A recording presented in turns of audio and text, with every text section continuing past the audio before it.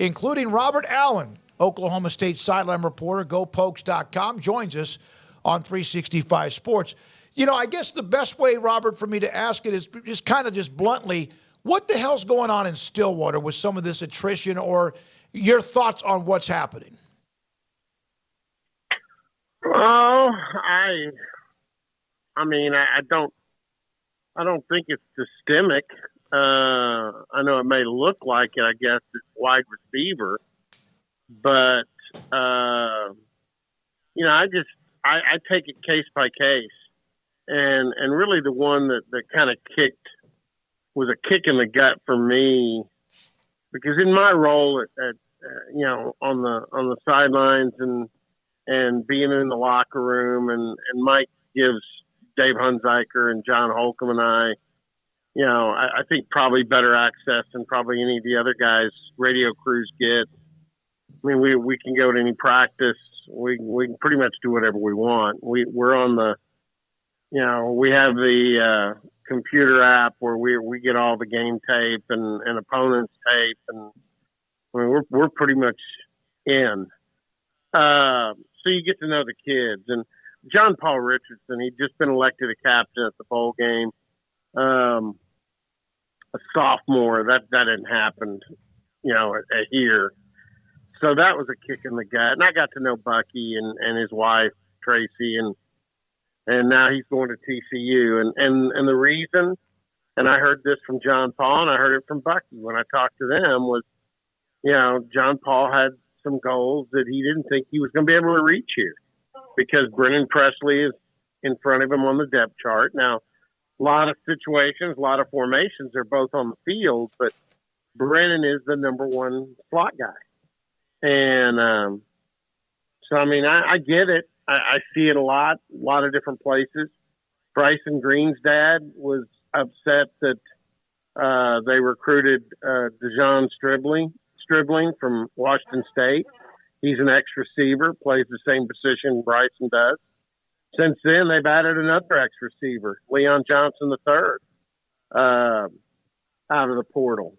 So I just think it's the day and age we live in college football with the portal. And I've talked to Coach Gundy a couple of times, like we talked yesterday, and he's excited. They've got another big visit weekend. They've got 5-6 kids coming in, 3 high school, 3 or 4 portal guys.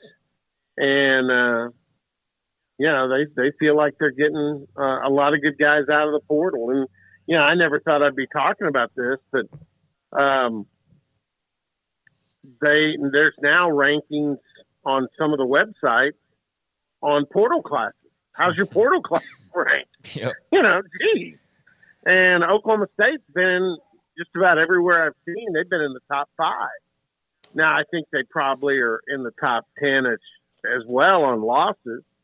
You know, you lose your leading tackler, Mason Cobb. He's going to USC.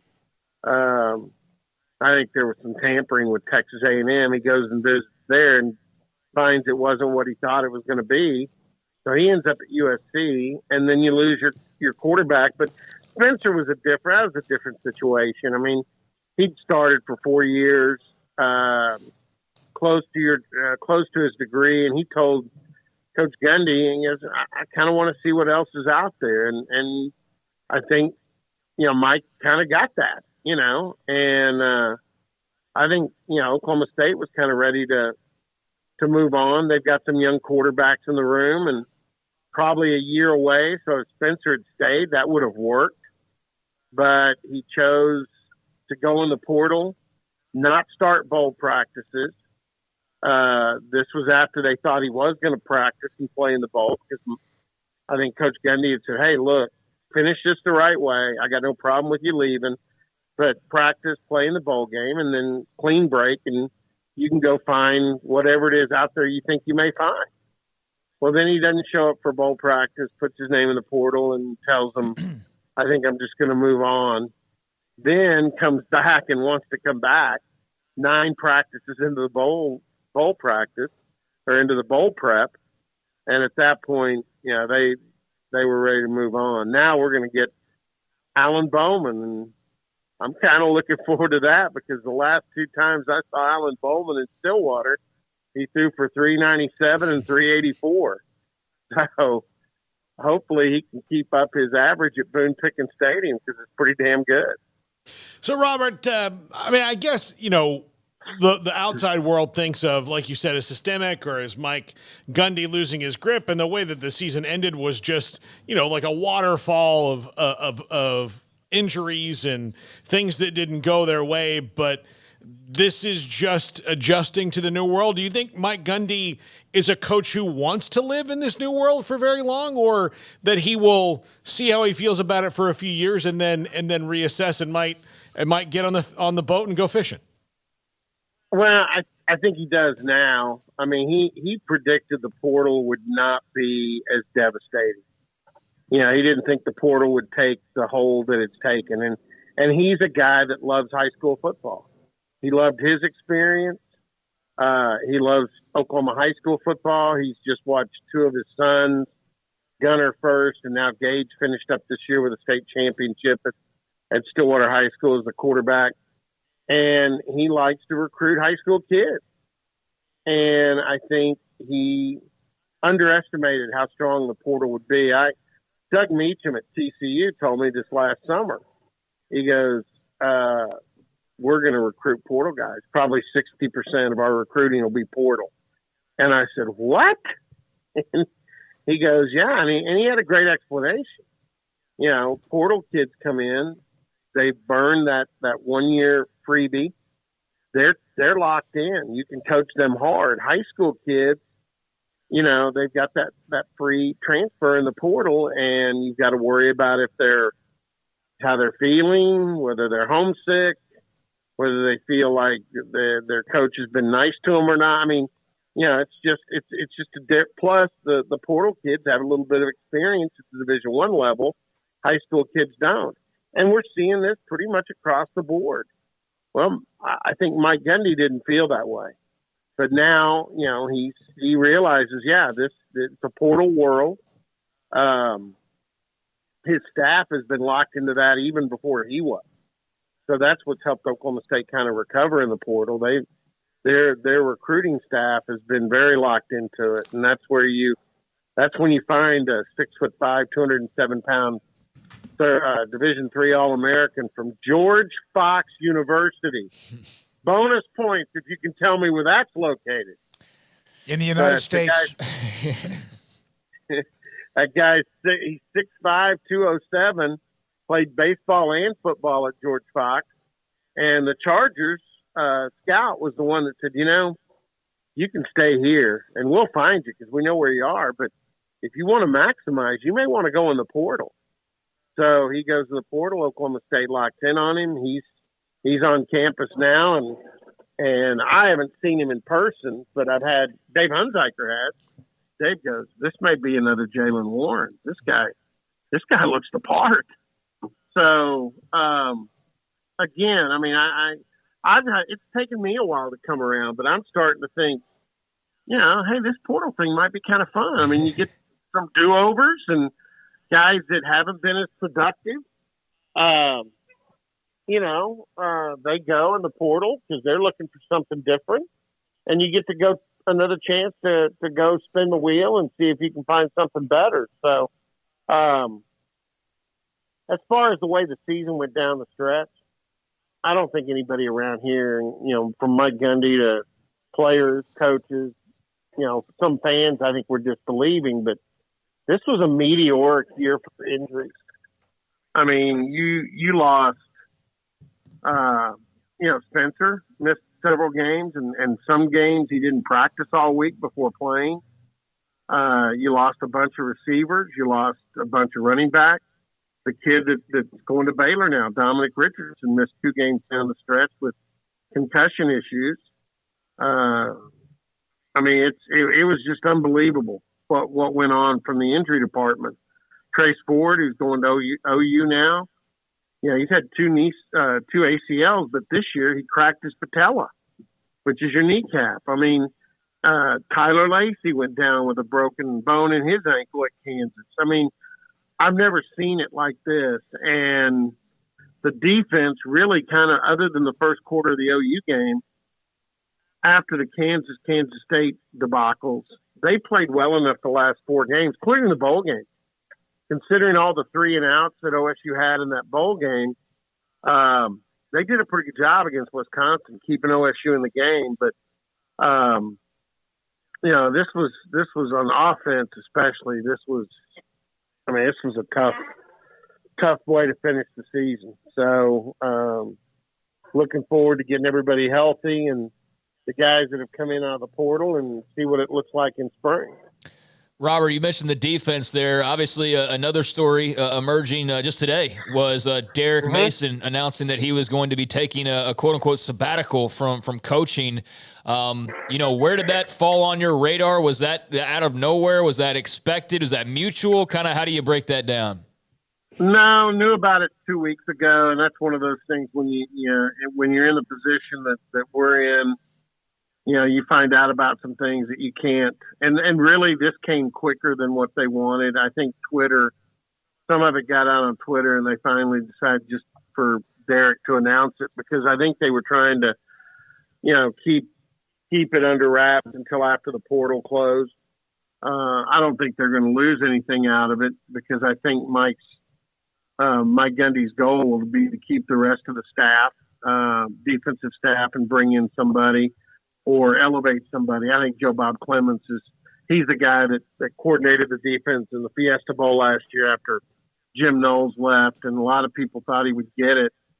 And Mike instead moved him from defensive line to linebacker coach to give him a little more experience on the back end, brought in Derek Mason, which I think was a good role. I think it worked out well, and Derek was looking. He may have done this after Auburn last year if OSU had not, because I think he's been thinking for a while about taking some time off. His daughters are getting out of college and starting their lives, and I think he wants to take stock with his family. And I'll be real honest, I think he'll resurface, but I think Derek Mason will resurface in the NFL. He's coached in the NFL before with Minnesota. You see David Shaw interviewing for some of these jobs, and he's friends with David.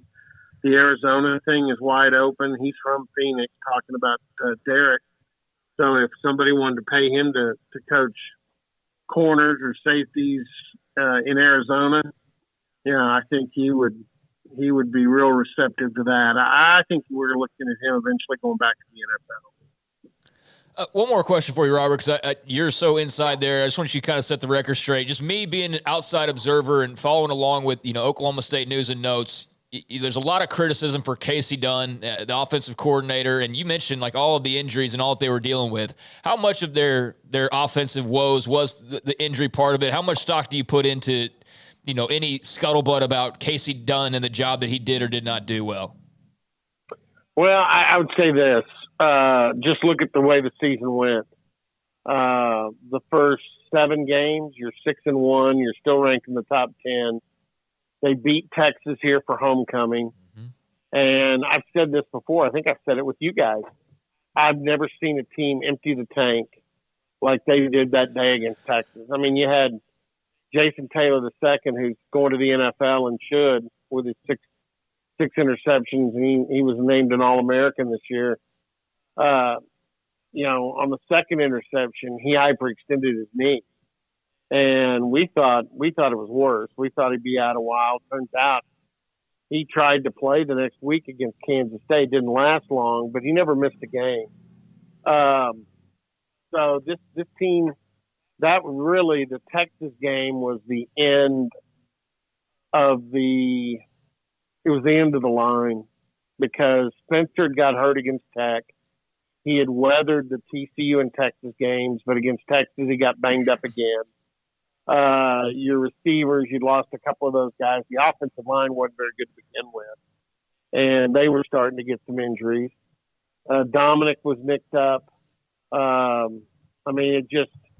It was a constant cycle from that point on. And we meet with the coordinators every week, and we'd go in and sit with Casey. And okay, our first questions always were, okay, what's Spencer's status?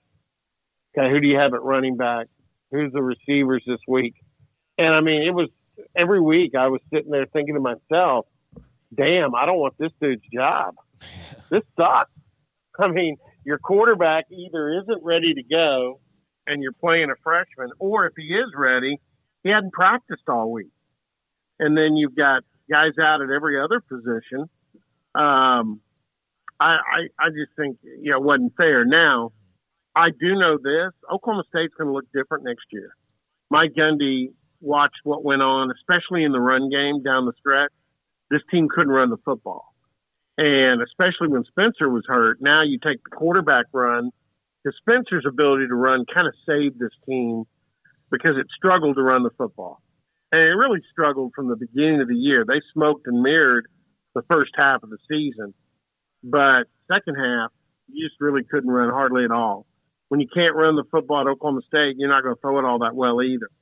So they're going to look a lot different next year. There's going to be some under center package for OSU. They're going to go mainly from zone scheme more to gap scheme.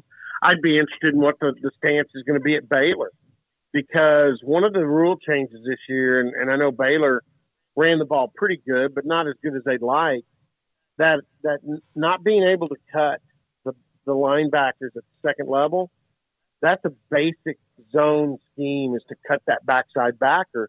Otherwise, he's going to scrape over and make a lot of plays on zone, inside and outside. And Oklahoma State was really struggling. That linebacker made a ton of plays against them. So I think, to help the offensive line get some angles, you're going to see a lot more gap scheme with OSU next year. So all that said, it's probably okay that you cut bait with Spencer Sanders, because it's going to look a lot different next year. The offense is going to be, it's going to look more like it did when Mike Gundy coordinated. And so Casey Dunn is going to take some direction next year. And it's probably easier to direct a guy that's been with you than it is to bring in somebody new and say, hey, look, I know you think it's going to be fun to be the OC, but basically I'm telling you what to do here. So that's going to be part of the equation next year. And it probably works better that way, but I don't blame Casey Dunn. Casey Dunn was like the kid, with the dike, and he's, putting his finger in the holes, and there's more holes. There were more. It was Swiss cheese down the stretch on this offense. Robert, last question, and we have a couple of minutes here. Spencer Sanders, I know you said that Gundy said go look for something if you could find something better. Is that NIL better? Well, I don't know. The word I heard was he was making $400,000 in NIL. He had just done a T-shirt deal with Eskimo Joe's, and I'm sure you guys know Eskimo Joe's. I felt bad for Stan Clark, the head of Joe's over there, because it was a really good looking T-shirt, and I'm sure there's a lot of them sitting in the warehouse there. But I